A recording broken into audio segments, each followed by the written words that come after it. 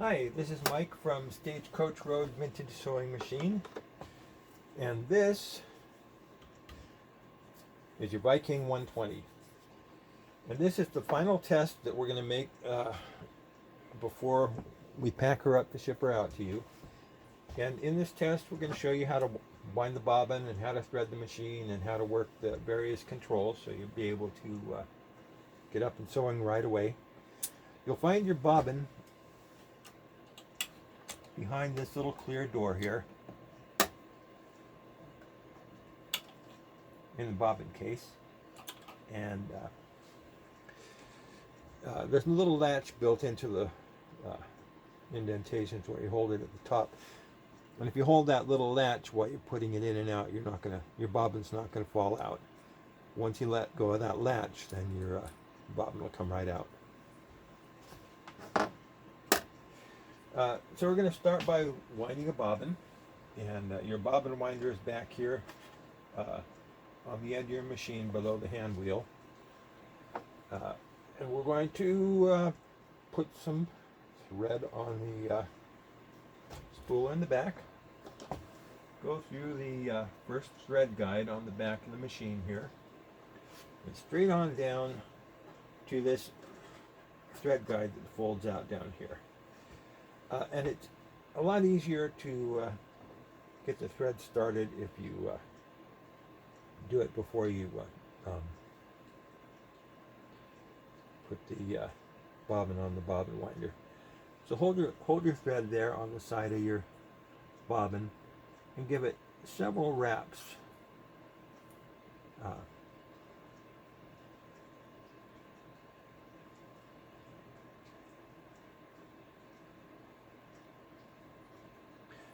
To hold the thread in place while you're winding the bobbin. And then cut off that little tail.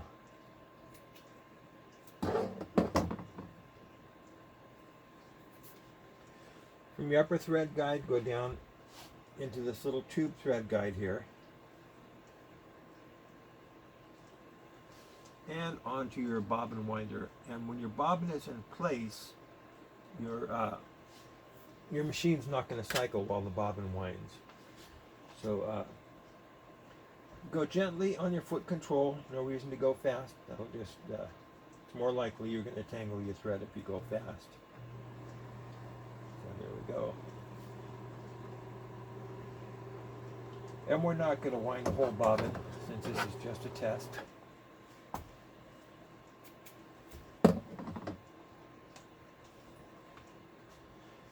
Your bobbin goes into the bobbin case with the thread coming off the top in this direction.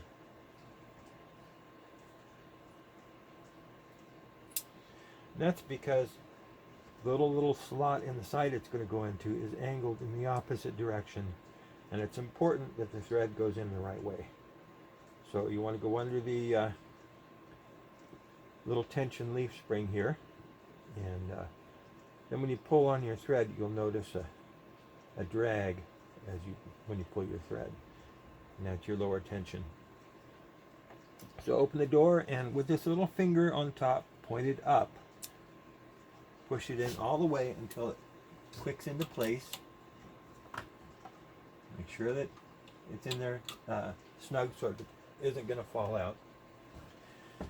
And we'll just leave that door open so it doesn't pinch the thread while we're trying to pull it up. So your thread is already on the spool pin through the first thread guide. Now we're going to go down through the right side of the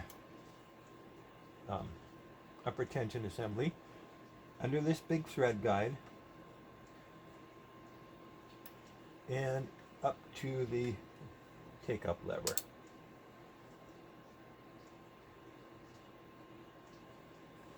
Then down into the thread guide on the needle clamp and through the needle from the front to the back.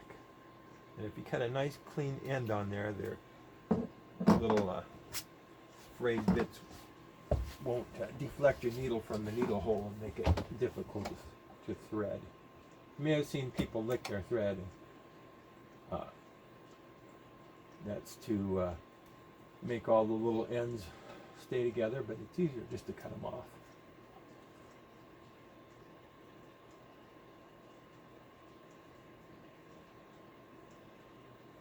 Then with your thread through the eye of the needle from the front to the back, go between the toes of the presser foot. Oh wait, I'm getting ahead of myself. Hold your needle thread loosely, and your needle's going to take the thread down, and the hook is going to pick up the thread and wrap it around the bobbin and bring up the bottom thread. So holding loosely, turn the hand wheel one full rotation, and there it is. And that's the bottom thread. Now you can close that door.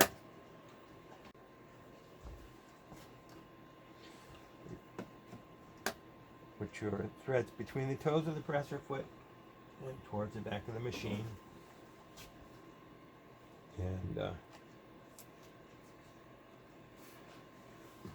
ready to sew. This is your feed drop here. And this drops the teeth of the feed dogs for machine embroidery or for patching and darning, that sort of thing. Or if you just want to do artwork and make pictures, whatever. When you drop the feed, you press the top of this button down here, and it drops the feed, and you're moving the fabric. Press the bottom of that lever, and it raises your feed dogs, and now the teeth of the feed dogs are moving your fabric.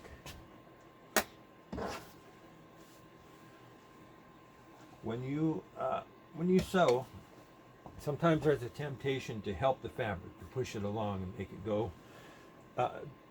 Don't do that, because if you flex the needle's going to miss the needle hole and hit the needle plate or the presser foot, and it's going to shatter, and you'll put your eye out. You don't want that. So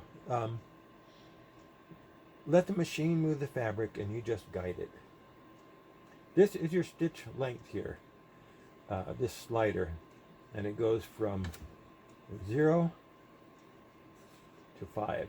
0 is no movement, and if the needle goes up and down while you're in that position with the fabric not moving, it's just going to make a big wad of thread and get stuck in the needle hole. And so I want to make sure that you're not on 0. And as you go up towards 5 in increments, the longer and longer and longer and longer your stitches get, until at 5 you're at your longest stitch. So we're going to set it about 2, which is a good average for regular fabric. This selects which stitch you're using, which stitch pattern. And you may see that little red indicator in there move. We're going to move it over here to straight stitch in the center position here. And let's see, I guess we're ready to sew. All right, so hold your threads for the first couple of stitches until it locks in place. And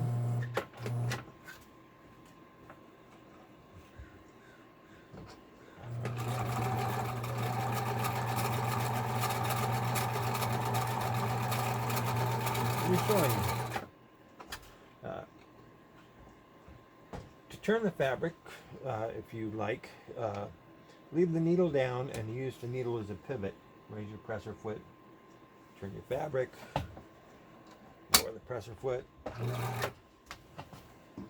do the same again. Now we're going back the other way. Now we're going to do a little longer stitch, and you'll see the fabric move faster because it's going further with each stitch.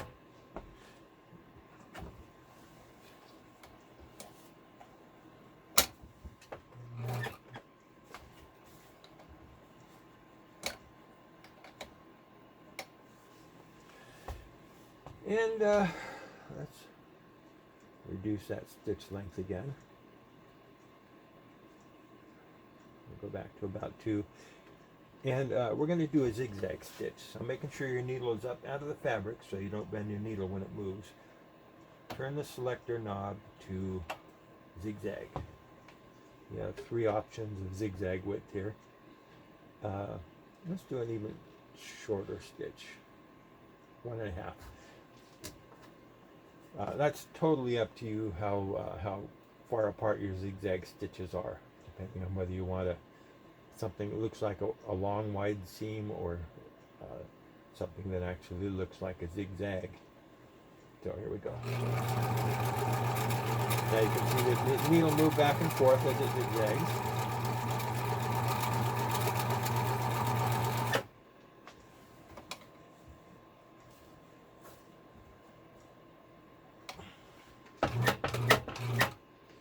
Let's do one of the fancy ones before we put the needle down.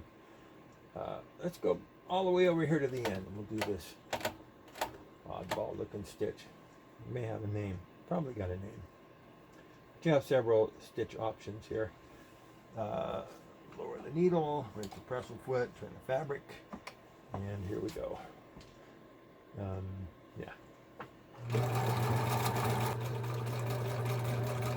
I'm moving back and forth to make this slightly bizarre pattern. Yep, looks good. Looks good on the back. Nice even stitch. So stitch length, stitch selector. This is your upper tension, and there's a dot here between 5 and 6, which is where you want to be for regular sewing. If you're doing some real lightweight, fine material, you may want to lower the feet. The tension a little bit. If you're doing something heavy like coating or canvas or duck, something like that, you may want a little more tension. Just check your thread, and if it's loopy on the bottom, you need more tension. If it's puckering the fabric, you've got a little too much tension. But for regular sewing, put it on that dot there between the 5 and the 6. So that is your upper tension. Let's see. Reverse. That's what we want. So let's go back to a straight stitch. Although you can do reverse in any stitch.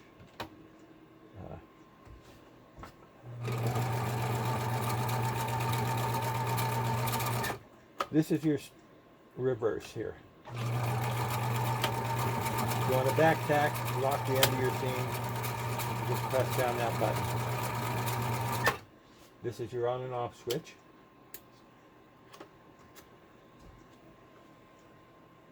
Yeah, I guess that's about it. I think we covered pretty much everything.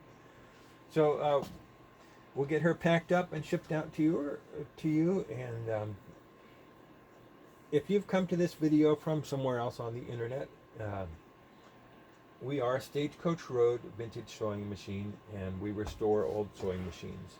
This is probably one of the most modern of the machines that we usually work on. We usually work on machines up to the early to mid 1970s. Anyway, if you come to our website, you'll see hundreds, literally hundreds of beautiful machines that we've restored over the last couple of decades, and you see pictures from all angles and a little description of each machine. And at the top of the page there are usually 10 or 20 machines that are available for sale if you want to bring one home to your own sewing room. But if you want to just come and cruise the site and ooh and ah over the pretty old sewing machines, and they're sewing machines like from the Civil War era, like I said, up into the mid 70s, and even a few that are newer than that. Machines from Germany and Japan and Switzerland and the U.S. Just all sorts of pretty things. So come on out, stagecoachroadsewing.com. We're on Stagecoach Road out here in the Coast Range of Oregon, and we are at stagecoachroadsewing.com. And come on by, we'll see you there.